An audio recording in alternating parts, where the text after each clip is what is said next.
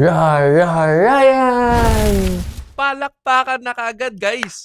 Salamat sa iyo, Kagawad, para sa video na to. Kung hindi kayo updated, may pina-viral tayong video sa social media ng paghampas at panununtok ng isang rider sa Sampaloc, Manila. Hindi mahanap yung identity ng mga nanakit. Na ultimo, si Maui Taylor gusto siyang ma-identify.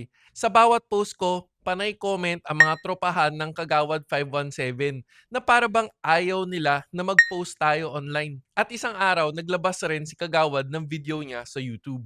Samahan niyo ako panoorin. Walang bibitaw kasi sasagutin natin ang kanyang pinupunto sa dulo ng video na to.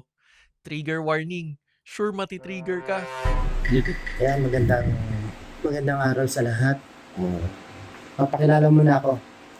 Ako po si Kagawad Daniel Torres ng Barangay 517. At dahil may YouTube channel naman ako noong pa. Gusto ko lang sana ilabas din yung siguro sa akin lang, yung damdamin ko, yung sobrang dulot ng atake ng social media. Lalo na yung mga walang magawa sa buhay, kundi mag-cellphone lang, mag-bash lang, mag-comment lang kahit di alam. Tsaka sa mga vlogger din na sinasakyan yung issue. Siyempre, more views, more engagement, more kita. Yan. Ito muna. Unahin ko muna yung barangay namin, yung sa nag-viral, yung nanghampas ng helmet at nanuntok. Ito po ang komento namin.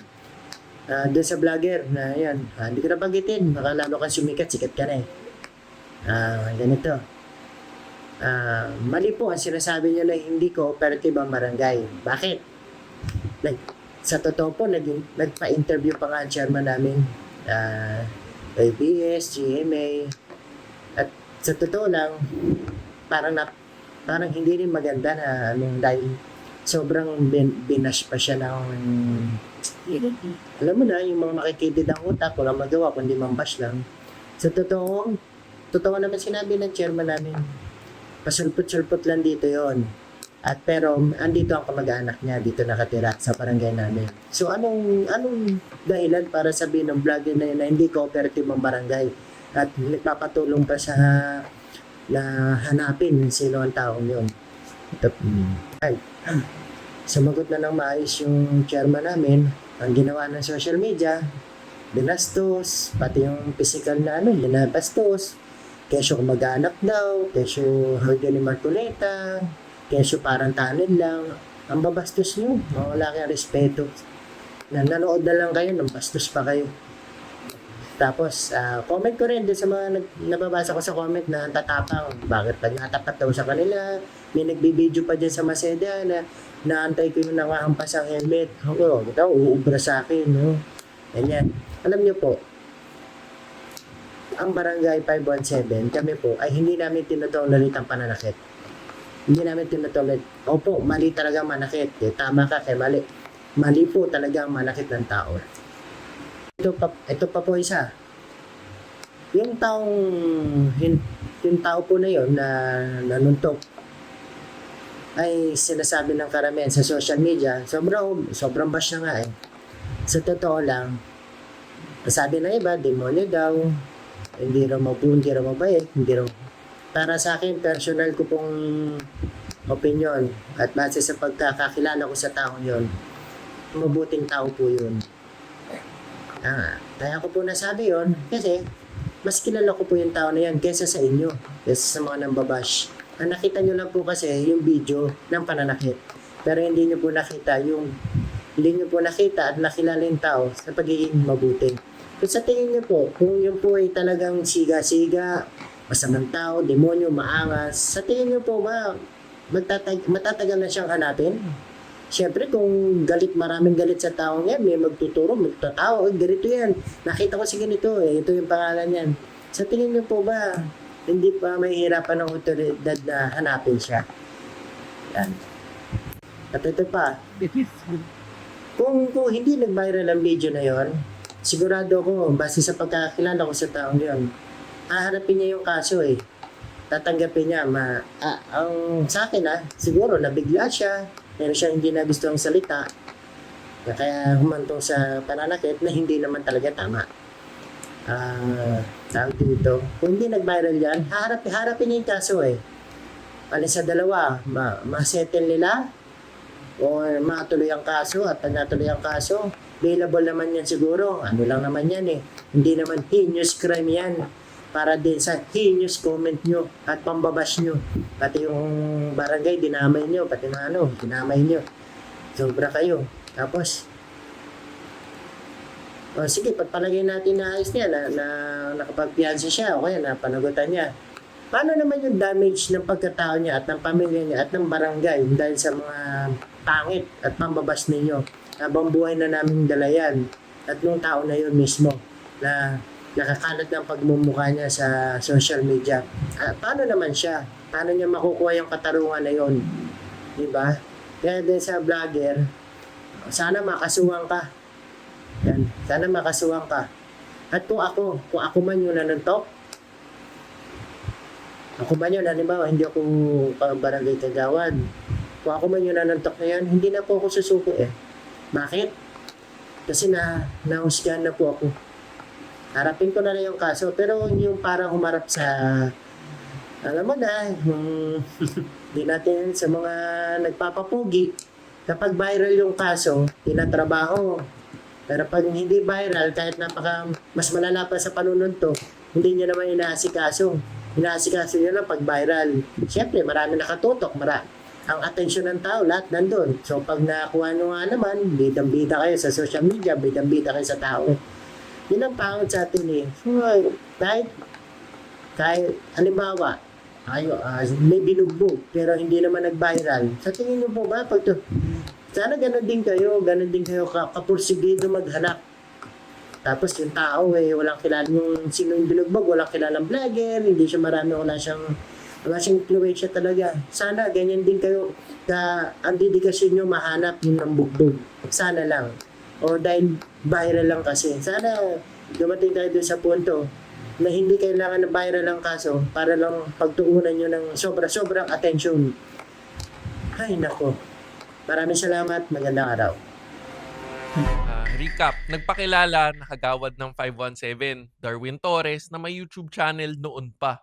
Gusto daw niya maglabas ng saloobin dahil sa atake sa social media. Sabay nagparinig kagad sa mga tao sa social media na puro pang babash lang at mga walang alam. Tayo pa raw yung walang alam? Yung mga walang magawa sa buhay, kundi mag-cellphone lang, mambash lang, mag-comment lang kahit di alam. Tsaka sa mga vlogger din na ginagawang sinasakyan yung issue. Siyempre, more views, more engagement, more kita. Yan. Actually, taga-upload lang naman talaga tayo para sa mga taong hindi naririnig o hindi nabibigyan pansin. Pero kuhang-kuha talaga ng barangay officials ng 517 gigil ng mga tao. Gigil mo kami. Sabi rin niya, mali daw yung sinasabi natin na hindi cooperative ang barangay. Play video. Doon sa vlogger na yan, hindi ko nabanggit baka lalo kang sikat ka na eh. Mali po ang sinasabi niya na hindi cooperative ang barangay. Bakit? Sa totoo po, nagpa-interview pa nga ang chairman namin, ABS, GMA. Sa totoo lang, parang hindi rin maganda na dahil sobrang binash pa siya ng alam mo na, yung mga makikitid ang utak, walang magawa kundi mambash lang. Sa totoo naman sinabi ng chairman namin, pasulpot-sulpot lang dito yon. Pero andito ang kamag-anak niya, dito nakatira sa barangay namin. So anong dahilan para sabihin ng vlogger na yun na hindi cooperative ang barangay at nagpapatulong pa sa na hanapin sino ang taong yun. Ano yun? Dahil na interview, cooperative na kagad? Tapos sabi niya na totoo ang sinabi ni chairman na pasulpot-sulpot lang, hindi nila kilala, pero andito yung mga kamag-anakan nakatira. So, anong dahilan raw natin para sabihin na hindi sila cooperative? Sagutin ko lang kagad to galing tong kwento mismo sa biktima. Nung nangyari itong insidente na to, naghanap kagad siya ng mga taga-barangay. Pinakita niya yung video sa isang tanod at kagawad na na-identify. May first name. Pero walang last name. Pagdating sa barangay mismo, biglang hindi na raw nila kilala. So tingin nyo ba, cooperative yung barangay? Tapos nag-monologue muna siya na humihingi ng respeto. Sumagot na ng maayos yung chairman namin.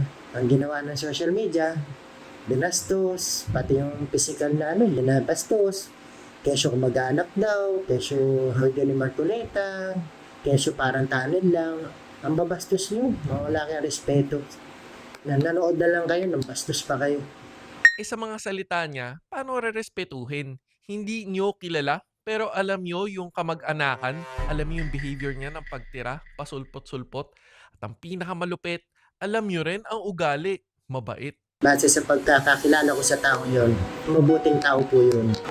Kaya ko po nasabi yon kasi mas kilala ko po yung tao na yan kesa sa inyo, kesa sa mga nambabash. Ang nakita nyo lang po kasi yung video ng pananakit. Pero hindi nyo po nakita at nakilala yung tao sa pagiging mabuti. May mabait bang basta-basta na lang nanununtok? Tangina mo! Ha? Angas ka! Ha? Tangina mo, angas ka! By the way guys, take note lang rin natin na dalawa sila. Si Boy Angas yung nanuntok, tapos may angkas siya na si Boy Hampas ng helmet. Kasi may announcement siya bigla na ang Barangay 517 raw, hindi raw nila tinotolerate ang pananakit. Mali daw ang pananakit ng tao. Play video. Ang Barangay 517, kami po ay hindi namin tinotolerate ang pananakit. Hindi namin tinotolerate. Opo, mali talaga manakit. Tama ka kay mali. Mali po talaga ang manakit ng tao. Tapos, tanggol kagad siya na hindi daw to demonyo. At pagkakilala niya, mabuting tao. At mas kilala pa raw niya. Play video. Sa tingin niyo po, kung yun po ay talagang siga-siga, masamang tao, demonyo, maangas, sa tingin niyo po ba matatagal na siyang hanapin? Teka, akala ko ba hindi nila kilala? Cooperative nga sila, di ba? Tapos, ito na yung baluktot na argumento niya na kung masama daw na tao, dapat mabilis daw na ibigay sa otoridad. Play video. Siyempre, kung maraming galit sa taong yan, may magtuturo, magtatawa, ganito yan. Nakita ko si ganito, ito yung pangalan yan. Sa tingin niyo po ba, hindi pa mahihirapan ng otoridad na hanapin siya? Siyempre, iba yung tinatago, di ba? Actually, ikaw pa nga dapat magsabi kung kilala mo talaga na sumuko, di ba?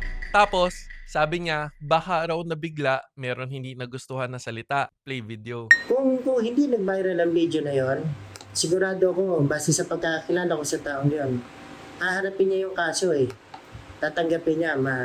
Ang sa akin siguro nabigla siya, meron siya hindi nagustuhang salita, kaya humantong sa pananakit na hindi naman talaga tama. Ha? Teka, play nga natin ulit yung video ng biktima.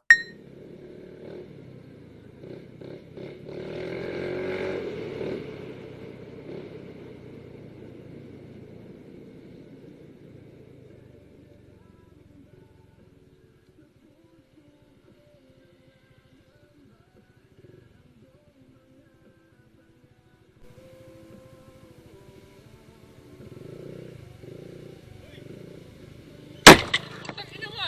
Ha? Angas ka! Ha? Tangina mo, angas ka!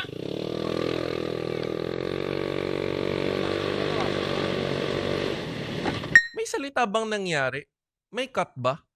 Anong video ang napanood ni Kagawad? Yung video na sila yung bida at ginagampan nila yung trabaho nila?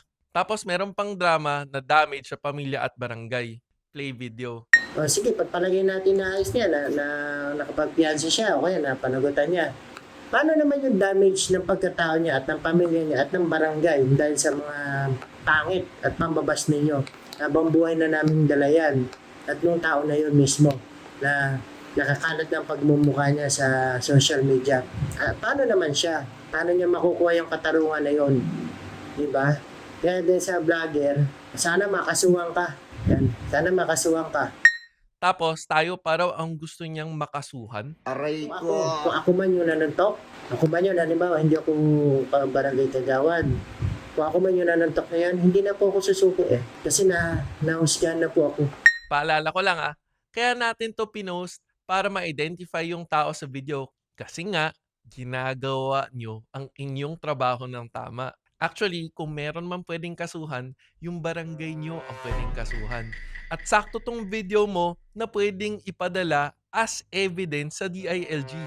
Kaya salamat talaga sa'yo, Kagawad, na may ginawa kang ganitong video. may tama ka ring nagawa. At yung mga tropahan na wala naman daw tayong nagagawa, paalala ko lang rin, dahil napaviral nga natin ang video, napa-action kagad ng LTO para dito. Salamat nga pala LTO sa mabilis na action. Eto, chismis ko na lang rin. According sa source ko, ibang barangay ang nagbigay ng plaka. Ano kaya ibig sabihin nun?